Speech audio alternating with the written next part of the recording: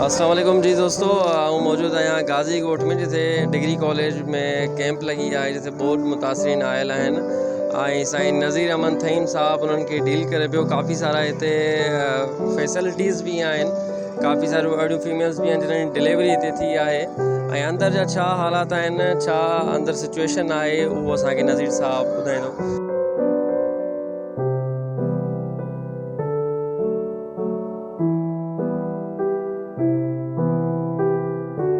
जी नज़ीर साहब ॿुधाईंदा हलिजो त हिते कहिड़ियूं कहिड़ियूं फैसिलिटीज़ आहिनि।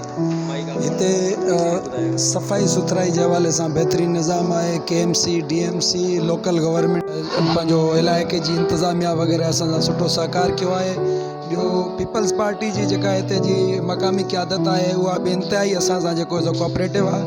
इन खां अलावा ॿियो हिते 4-5 खां औरतूं अहिड़ियूं हुयूं जिन जूं डिलीवरियूं थियणियूं हुयूं, उन्हनि मां 2 जूं त डिलीवरियूं थी चुकियूं आहिनि, जिन खे न्याणियूं ॼायूं आहिनि अलाह साईं शुकुर सां। ऐं इन खां अलावा ॿियो हिते असांखे जेका आहे, असां जेको ॾिसूं था हिते कैंपुनि ते, सो हिते असांखे हिते नौजवान आहिनि, पढ़ियल लिखियल, खोड़ सारा पढ़ियल लिखियल बि आहिनि, खोड़ सारा कारोबारी माण्हू बि हिते आहिनि जेके पंहिंजी जेको सो किन बेवसियुनि जे करे, मजबूरियुनि जे करे पंहिंजा कारोबार छॾे चुका आहिनि, छॾे हिते अची चुका आहिनि, सिर्फ़ु सिर बचाए पता आहिनि। ऐं इन खां अलावा असां वटि हिते खोड़ सारा अहिड़ा छोकिरा आहिनि जेके मुख़्तलिफ़ पंहिंजो कारोबारनि जे हवाले सां टेक्नीशियन आहिनि।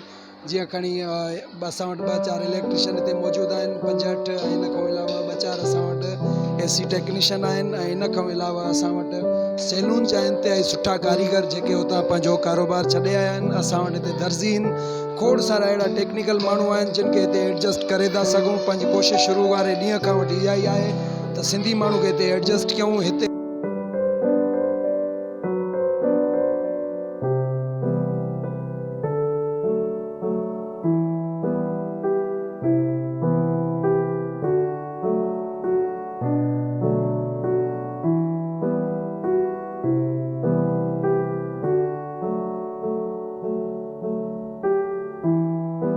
दोस्तों हिते हिकिड़ी भली ॻाल्हि इहा आहे त सिंध जे काफ़ी सारे डिस्ट्रिक्ट्स मां जेके आया आहिनि नंढड़ा ॿार, मुख़्तलिफ़ फैमिलीज़, उहे पाण में ईअं ई घुली मिली विया आहिनि, ईअं रांदियूं खेॾनि था ॼण हुननि जी हिकिड़ी पंहिंजी फैमिली हुजे।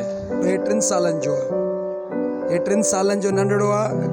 छाकाणि जो माना खुराक जी कमी जे करे, संदसि वालदा जी खुराक जी घटिताई जे करे या पंहिंजी खुराक जी घटिताई जे करे, ऐं मेन शइ आहे जो इंतिज़ामी लापरवाही जे करे, मां इहो थो सम्झां त इंतिज़ामी लापरवाही आहे, जंहिंजे करे हीउ 3 सालनि जो नंढड़ो, हिन खे तव्हां ॾिसी था सघो, हे तव्हांखे कुझु ॾींहंनि जो लॻंदो। हिन खां अलावा हिन जो जेको मथो आहे उन मथे में पाणी भरिजी वियो आहे, जंहिंजे ऑपरेशन, मुंहिंजे ख़्याल में ऑपरेशन जे ज़रिए हिन जी ट्रीटमेंट थींदी। उन जे लाइ बि जेके वस वारा आहिनि उन्हनि खे असां अपील था कयूं त महिरबानी कयो, महिरबानी करे पंहिंजे जेको सो गंज मां कुझु हिसो कढी करे हिन नंढड़े जी ज़िंदगी बचाइण जे लाइ, नंढड़े जे ऑपरेशन जे लाइ वक़फ़ कयो। ऐं इन खां अलावा हीअ नंढड़ी आहे, हीअ तव्हां ॾिसंदव, हीअ 40 ॾींहंनि जी आहे। हीअ नंढड़ी 40 ॾींहंनि जी आहे जेका तव्हांखे हिकिड़ी प्लास्टिक जी गुॾी वांगुरु नज़र थी अचे, खुराक जी कमी जे करे, खुराक जी घटिताई जे करे, ऐं जेको सो बेरोज़गारी, बेवसी, मुफ़लिसी जे करे। ऐं इन जे लाइ बि असां तव्हांखे दरख़्वास्त कंदासीं त हिननि जे बि नंढड़ो 7-8-9 सालनि जो आहे, जेको ॼाए ॼम खां त बहितर हुयो, बहितरीनु हुयो, पर उहो कुझु ॾींहंनि खां पोइ हिनखे थोरो बुखार थियो, बुखार खां पोइ हिन दिमाग़ ते असरु थियो या छा आहे छा न आहे। हाणे हीउ नंढड़ो बि माज़ूर आहे। खोड़ सारे डॉक्टरनि जो चवणु आहे त हिन जा एक्सरे वग़ैरह, CT स्कैन, MRI वग़ैरह थींदा, उन खां पोइ हिन जी बीमारी असां दरियाफ़्त कंदासीं, उन खां पोइ इलाजु कंदासीं। बेवसी इहा आहे जो तक़रीबन 10 सालनि खां वठी मालिक हिननि जा MRI, CT स्कैन, एक्सरे ताणी बि न पुॼी सघिया आहिनि। इन जे लाइ बि असां तव्हांखे रिक्वेस्ट कंदासीं, महिरबानी कयो, अचो, अची विज़िट कयो ऐं हिननि माण्हुनि जी, हिननि जांगीड़नि जी अची हेल्प कयो। तव्हां किथां आया आहियो? रशीद वगन मां। किथे आहे रशीद?